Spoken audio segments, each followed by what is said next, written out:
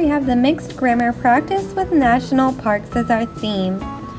Today, our learning targets, we're going to be defining and classifying verb moods, active passive voice, verbals, and figurative language, and we're also going to demonstrate an understanding of MLA quotation formatting. Part 1 is verb moods.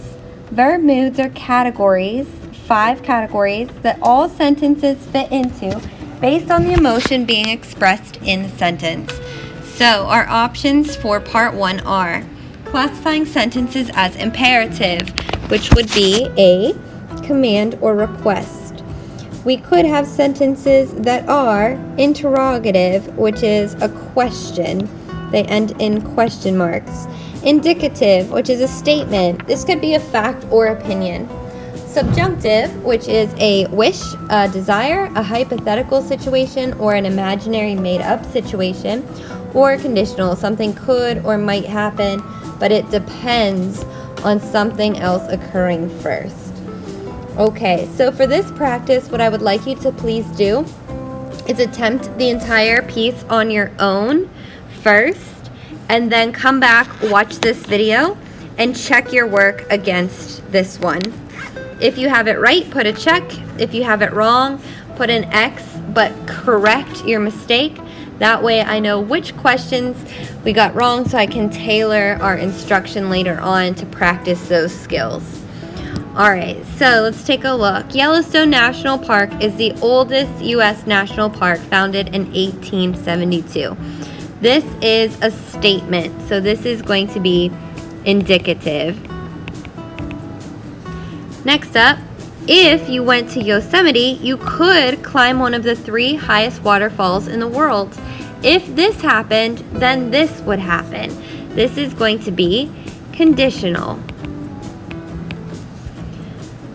3. Did you know that one of the hottest temperatures on Earth was recorded in Death Valley National Park?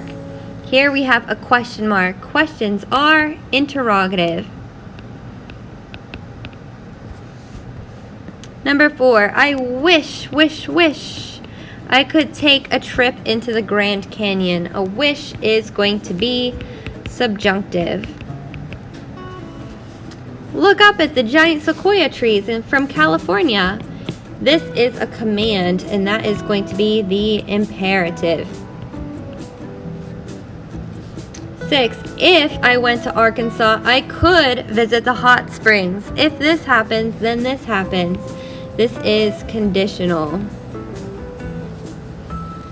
The Great Smoky Mountains National Park is the most visited national park with more than 9 million guests per year. This is a statement, and statements are indicative. If I lived in an area that had a national park, I would try to get season passes so that I could go any afternoon I pleased. Here, we're inventing imaginary situation in our mind. We're coming up with a hypothetical. So that one's going to be subjunctive. Did you know that sequoia trees are some of the world's largest living things? Question mark. This is interrogative. The Grand Canyon is known as one of the 7 natural wonders of the world. This is a statement. This is going to be indicative. And that is part 1 on verb moods. Part 2 is going to be active and passive voice. Active and passive voice. Active voice is when the subject of the sentence does or completes the action. Our other option is passive voice, and this is when the subject of the sentence is receiving the action or the action is being done to it. Passive voice always has helping verbs with the main verbs. Helping verbs with the main verbs. Now, sometimes active voice sentences have more than one verb, but passive voice has to have more than one verb working together. So let's take a look. Example of active voice. Miss Betts, subject, climbed, verb, the tallest waterfall. Here, the subject is doing the action. It's active voice. The other example, the tallest waterfall in Yosemite, waterfalls are subject, was climbed. We have a helping verb and a main verb by Miss Betts. Oftentimes the doer is at the end of the sentence when it's passive voice. So here, is the waterfall climbing anything? No, it's being climbed.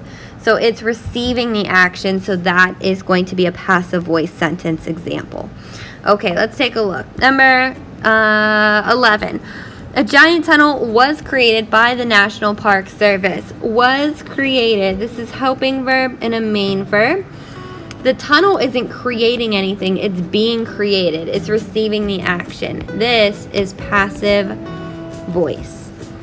Again, you're reading through the entire thing and you're giving it your best try first, and then you're coming here to check your work against this one and make revisions if necessary.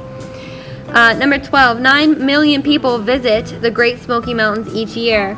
9 million people visit. There's only one verb here. The subject is doing the action. The people are doing the visiting. So this is active. 13, Arches National Park is famous for having the largest concentration of stone arches in the world. There's only one verb. Is the Arches National Park the one that's famous? Yes. This is active. Utah's national parks are divided by the Colorado River. Here we have a helping verb, main verb. We have the doer after the verb. The parks aren't dividing anything. They're being divided. They're receiving the action, so this is passive. 15. Alaska's Kobuk National Park receives the fewest number of visitors each year. We only have one verb. Is the national park the one receiving the numbers that are small? Yes, they are. So this is active. 16. Breathtaking views can be seen from the highest continuously paved road in the U.S. Here, can, helping verb, be, helping verb, seen, main verb. Are the views seeing things? No, the views are being seen. They're receiving the action. We have multiple verbs working together. This is passive. Pueblo Indians left incredible cliff dwellings. We only have one verb. The Indians are doing the leaving. This is active. 18. The longest cave system in the world is located in the Mammoth Cave National Park, Kentucky. Now, we do have two verbs here, but wait. Is the cave system located? Are they the ones doing the action? Yes, this one is active. 19. Oregon has the deepest lake in the U.S. We only have one verb. Is Oregon the one that has the deepest lake? Yes, active. And 20. 2 national parks can be found north of the Arctic Circle. Can, helping verb, be, helping verb, found, main verb. Are the parks finding things? No, the parks are being found. Here we have another passive voice. All right, and that's it for active versus passive. Moving right along to verbals. Verbals are words that were verbs, but now they're functioning as something else. They've gone in disguise. Our options are gerunds. They were verbs. They're now functioning as nouns, things. No one is doing the action. It's being talked about. Gerunds always end in ing. Participles, they were verbs. They're now functioning as adjectives. When you use a verb to describe a noun, it's a participle. Common endings, ing, ed, en. Infinitives. Infinitives are to plus a verb.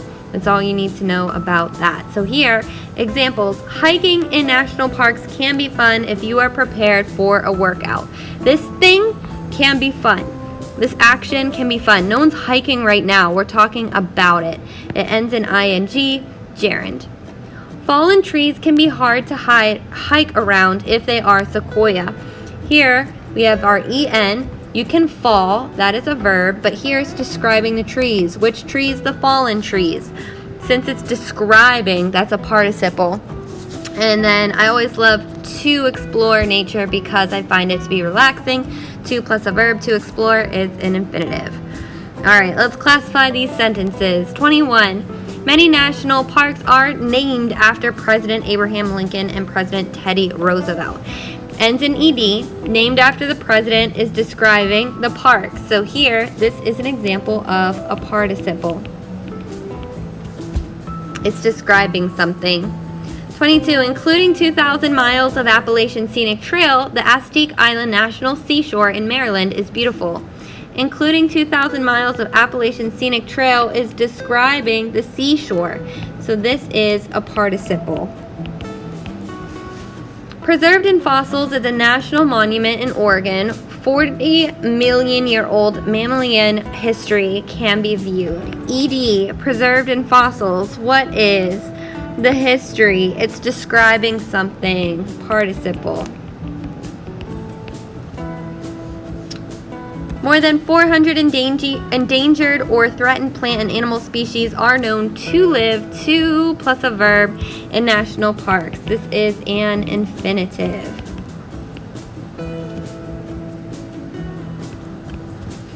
'25. The act of discussing expanding rights of women in the mid-19th century took place at the first Women's Rights Convention in Seneca Valley National Park. Discussing expanding rights of women. This thing, the act of this thing, took place at the national park. This is functioning as a noun, so it ends in ing. We're talking about the action. This is a gerund. Often confused, national parks and national monuments have different features. ED, often confused. What are national parks and national monuments? It's describing, it's functioning as an adjective. This is a participle. Only one state in the country is not lucky enough to have a national park or national monument. Delaware. Huh. That's sad. Okay, we have to plus a verb. To plus a verb is infinitive. Yellowstone's supervolcano is responsible for erupting so intensely that it caused 3 of the world's 6 biggest volcano eruptions. Is responsible for erupting. Is it erupting right now? No, we're talking about the action. It ends in ing. If we're talking about it and no one's doing it, it's functioning as a noun. This is a gerund. Sitting 70 miles from Key West in the Gulf of Mexico, Dry Tortugas National Park is a collection of 7 tiny islands. Here, this is describing the national park. It's functioning as an adjective. That makes this a participle. And the last one in this section, containing 19,000 miles of lava, Mauna Loa volcano in Hawaii is the largest volcano on Earth. Containing 19,000 miles of lava is describing the volcano.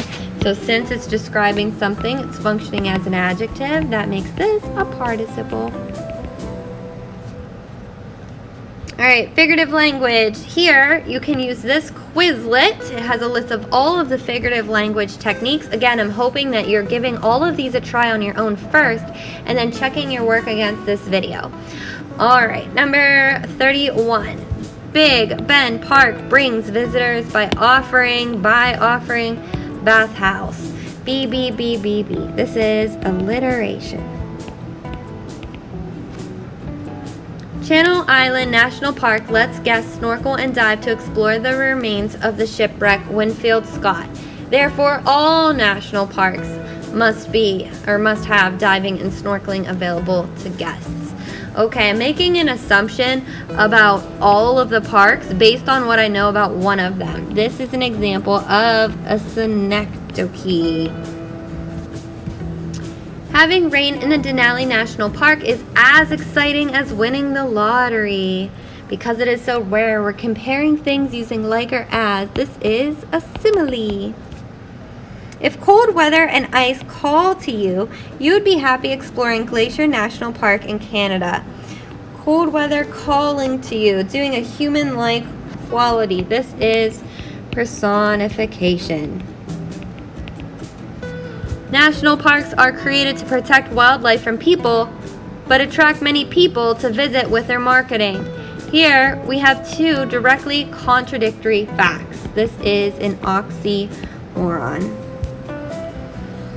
All right, in this last section, you are pulling a quote in MLA format. So what I did is I have a video review here for you. So if you copy and paste that link into Safari, you can watch a video that is strictly on pulling MLA quotes. But here what you're going to do is you're going to take this link You're going to copy and paste it into Safari. Copy. You're going to go over and paste it into Safari. It's going to take you to nationalparks.org. And it has information about Yellowstone National Park. So you're going to read about Yellowstone National Park, and then you're going to pull a quote about something you learned here. So the first section is you using your own words to talk about what you learned. So here, this is your own words. Next up, you're going to pull a quote in MLA format. So we should have a lead-in, author's words, and citation at the end, and then you're going to wrap it up with your own words. Why did you choose this quote? So here's an example of one I did. Yellowstone is unique, having more hot springs than any other place. That's my own words. Now I'm going to the article. I'm finding something that shows this. I'm picking a quote. I'm coming back here and I am quoting it. So I started with my lead-in. One fact about Yellowstone National Park is, comma, quotation mark. Now I'm dropping in the words from the actual website. Yellowstone National Park sits on top of a dormant volcano and is home to more geysers and hot springs than any other place on Earth. I get to the end and notice here where I'm supposed to have punctuation, I kick it out. When you get to the author's words at the very, very end and you have that period, you kick it out. There's no punctuation here. Okay, then we have our end quotation mark, and then we have our citation. For your citation, you have the author's last name and page number in parentheses. Here, we don't have an author's last name listed, so we're simply going to use the company, the organization, the foundation that is publishing this particular webpage, which is the National Park Foundation. You can find that in the upper left-hand corner right here on our website. So going to our citation, you're going to have parenthesis, National Park Foundation. We're going to put a 1 since there's only one page, end parenthesis, and period. And then at the very end, you're going to describe why did you pick this quote. This quote showcases unique features that Yellowstone has that makes it special. So once you're done with this quotation section, you're going to turn in your practice. Hopefully this quick video was helpful with you checking your work against the correct answers. See you next time.